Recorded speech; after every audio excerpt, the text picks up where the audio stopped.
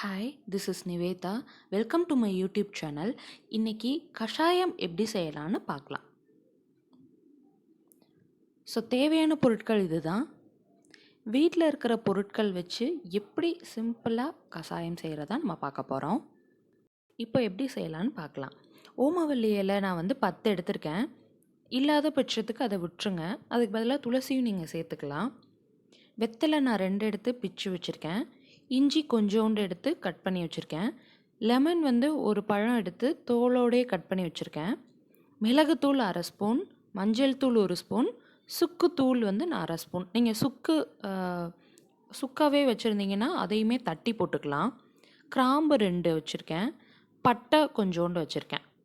இதுதான் தேவையான பொருட்கள். இதில் எல்லாத்துலேயுமே கொஞ்சம் கொஞ்சம் மருத்துவ குணங்கள் நல்லாவே இருக்குது.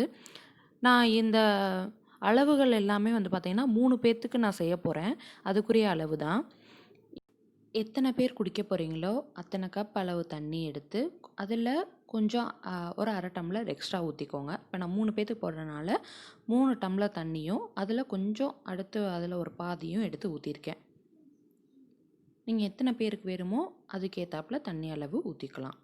இப்போது நம்ம எடுத்து வச்சுருக்கிற எல்லா பொருளையும் ஒன்று ஒன்றா நீங்கள் போட்டுக்கலாம். ஸோ ஓமவல்லி இலைன்னு பார்த்தீங்கன்னா அது கோல்டு காஃபுக்கு ரொம்ப நல்லது. வெத்தலையில் பார்த்தீங்கன்னா அது ஒரு பெரிய ஒரு கிருமி நாசினி. தலைவலி விட்டுரும். டைஜஷன் ப்ராப்ளம் உங்களுக்கு சரியாயிடும். கால்சியம் கண்டென்ட் அதிகமாக இருக்குது.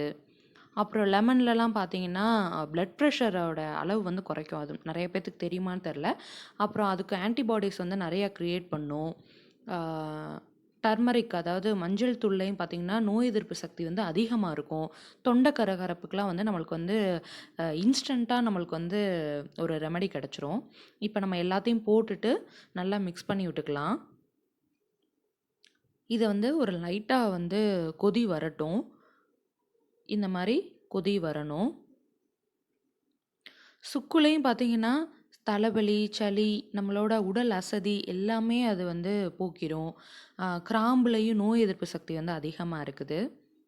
இந்த உப்புக்கள் இப்படி கொதிக்கிறப்ப போடுங்க. இது எதனால அப்படின்னா இதில் உப்புலையும் பார்த்தீங்கன்னா ஆன்டி ஆக்சிடென்ட்ஸ் நிறையா இருக்குது. அதனால ரொம்ப நல்லது நம்ம உடம்புக்கு. இப்போ இந்த கொரோனா டைம்னால வேற நம்மளுக்கு அதை அடிக்கடி எடுத்துக்கணும். இந்த மாதிரி கொதி நல்லா அது 3 பங்கு நம்ம ஊற்றி கொஞ்சம் எக்ஸ்ட்ரா எடுத்துருக்கோம்ல, அது வற்றினதுக்கப்புறம் ஆஃப் பண்ணிவிட்டு இந்த மாதிரி ஸ்ட்ரெயினரில் நீங்கள் வடிகட்டி எடுத்துக்கோங்க. இப்போது சூடான கஷாயம் ரெடி ஆயிடுச்சு. கண்டிப்பாக வீட்டில் ட்ரை பண்ணி பாருங்கள். எப்படி இருந்துச்சுன்னு கமெண்ட் பண்ணுங்கள்.